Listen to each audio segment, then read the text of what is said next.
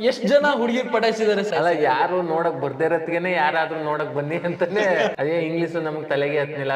ಎಲ್ರ ಜೊತೆನೂ ಕೂಲಿ ಕೆಲಸ ಮಾಡ್ತಾ ಇದ್ದೆ. PUC ಅರ್ಧಕ್ಕೆ ಬಿಟ್ಬಿಟ್ಟೆ. ಅಂತ ತಂದೆ ತಾಯಿನ ಪಡಿಬೇಕು ನಿಜವಾಗ್ಲೂ ಪುಣ್ಯ ಮಾಡ್ಬೇಕು. ನನ್ನ ಈ ಏಕವಚನದಲ್ಲೂ ಮಾತಾಡ್ಸಿಲ್ಲ. ನಮ್ದು ಡಿ ಬಾಸ್ ಸಿನಿಮಾ ನೋಡ್ಕೊಂಡು ನಾನು ಅವ್ರ ತರ ಹೋಗ್ಬೇಕಾಯ್ತಲ್ಲ ಅಂತ ಅನ್ಸೋದು.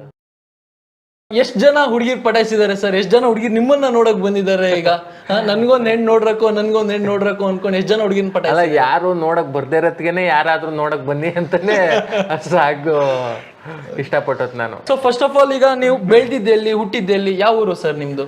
ಸರ್, ನಂದು ಮಂಡ್ಯ ಜಿಲ್ಲೆ ಶ್ರೀರಂಗಪಟ್ಟಣ ತಾಲೂಕು ದೊಡ್ಡೇಗೌಡನ ಕೊಪ್ಪಲು ಅಂತ ನಮ್ಮ ಒಂದು ಚಿಕ್ಕ ಗ್ರಾಮ. ಅಲ್ಲಿ ನನ್ನ ತಂದೆ ಗವಿರಂಗಯ್ಯ, ತಾಯಿ ವೃಷಭದೇವಿ, ತಮ್ಮ ಚಿದಾನಂದ ಮೂರ್ತಿ. ಎಲ್ಲ ತಂದೆ ತಾಯಿ ಥರ ನಮ್ಮ ತಂದೆಗೂ ನಾನು ಓದಿಸ್ಬೇಕು ಅಂತ ಭಾಳ ಆಸೆ ಇತ್ತು. ಹಂಗೇನೆ ಓದ್ಸೋಕ್ಕೆ ಎಲ್ಲ ಪ್ರಯತ್ನ ಪಟ್ಟರು. SLC ತನಕ ಓದಿದೆ. SLC ಮೇಲೆ ಅದೇ ಇಂಗ್ಲೀಷು ನಮಗೆ ತಲೆಗೆ ಹತ್ನಿಲ್ಲ, ಫೇಲ್ ಆದಮೇಲೆ ಈ ಹಳ್ಳಿ ಕಡೆ ಸರ್ವೇ ಸಾಮಾನ್ಯ ಗೊತ್ತಿರ್ತದಲ್ಲ, ಗದ್ದೆ ಕೆಲಸ, ಏನೋ ಒಂದು ಕೂಲಿ ಕೆಲಸ ಮಾಡಬೇಕು. ನಾನು ಹಂಗೆ ಎಲ್ರ ಜೊತೆನೂ ಕೂಲಿ ಕೆಲಸ ಮಾಡ್ತಾ ಇದ್ದೆ. ಅಂದ್ರೆ ನೀವು 10th ಆದ್ಮೇಲೆ PUC ಅದೇನು ಕಂಟಿನ್ಯೂ ಮಾಡಲೇ ಇಲ್ಲ, ಅಲ್ಲಿಗೆ ಡಿಸ್ಕಂಟಿನ್ಯೂ ಮಾಡಿಬಿಟ್ರಿ? ಫೇಲ್ ಆಯಿತು. ಫೇಲ್ ಆದಮೇಲೆ ನಮ್ಮ ತಂದೆಯ ಒಂದು ಒತ್ತಾಯದ ಮೇರೆಗೆ ಬಲವಂತ ಮಾಡಿ ಒಂದು 2-3 ಸಲ ಏನೋ ಕಟ್ಟಿ ಪಾಸ್ ಮಾಡಿಕೊಂಡೆ. PUC ಸೇರಿಕೊಂಡೆ. PUC ಅರ್ಧಕ್ಕೆ ಬಿಟ್ಬಿಟ್ಟೆ. ಏನೋ ನಮಗೆ ಇಂಗ್ಲೀಷ್ ನನ್ನ ತಲೆಗೆ ಹೋಗ್ತಿರ್ಲಿಲ್ಲ. ಓದಬೇಕು ಅನ್ನೋದು ಇಂಟ್ರೆಸ್ಟ್ ಕಡಿಮೆ ಇತ್ತು. ಬಿಟ್ಬಿಟ್ಟೆ ಅರ್ಧಕ್ಕೇನೆ.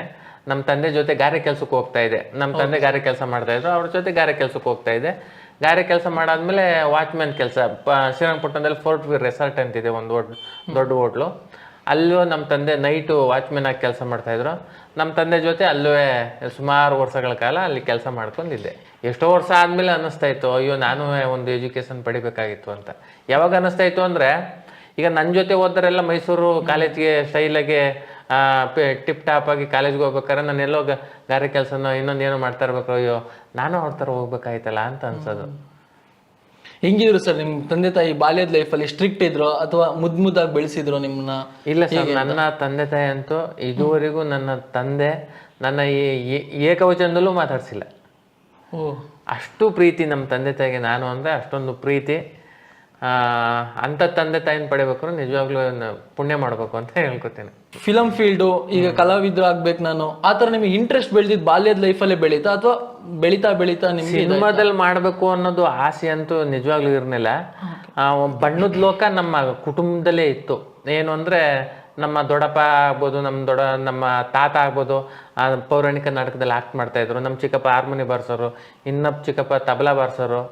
ಇಡೀ ನಮ್ಮ ಕುಟುಂಬನೇ. ಆಮೇಲೆ ನಮ್ಮ ತಂದೆ ಮೇಕಪ್ ಮಾಡೋರು ಪೌರಾಣಿಕ ನಾಟಕಕ್ಕೆ. ಇದರಿಂದ ಒಂದು ಸ್ವಲ್ಪ ನನಗೆ ಅದ್ರದ್ದು ನನಗೂ ಒಂದು ಸ್ವಲ್ಪ ಇತ್ತು. ಅವ್ರ ಜೊತೆ ನಾನು ಹಾರ್ಮೋನಿಯಂ ಬಾರಿಸೋದು, ತಬಲಾ ನುಡ್ಸೋದು. ನಮ್ಮ ತಂದೆ ಜೊತೆ ಹೋಗಿ ಒಂದು ಸ್ವಲ್ಪ ಮೇಕಪ್ಪು ಈ ಥರದ್ದೆಲ್ಲ ಇದು ಒಂದು ಸ್ವಲ್ಪ ಟಚ್ ಇತ್ತು. ಅಂದರೆ ಚಿಕ್ಕ ವಯಸ್ಸಲ್ಲೇ ನಿಮಗೆ ಇಂಟ್ರೆಸ್ಟ್ ಇತ್ತು ಫಿಲಮ್ ಫೀಲ್ಡ್ ಬಗ್ಗೆ? ಫಿಲ್ಮ್ ಫೀಲ್ಡ್ ಬಗ್ಗೆ ಇಂಟ್ರೆಸ್ಟ್ ಇರಲಿಲ್ಲ, ಸಿನಿಮಾದ ಬಗ್ಗೆ, ನಾಟಕದ ಬಗ್ಗೆ ಇಂಟ್ರೆಸ್ಟ್ ಇತ್ತು. ಆಕಸ್ಮಿಕವಾಗಿ ಒಂದ್ಸಲ ಮೈಸೂರಿಗೆ ಹೋದಾಗ ಸಿನಿಮಾ, ನಮ್ದು ಡಿ ಬಾಸ್ ಸಿನಿಮಾ ನೋಡ್ಕೊಂಡು ಕುಕ್ಕರಲ್ಲಿ ಕೆರೆ ಮೇಲೆ ಕೂತಿದ್ದು ನಾನು ನನ್ನ ಸ್ನೇಹಿತ.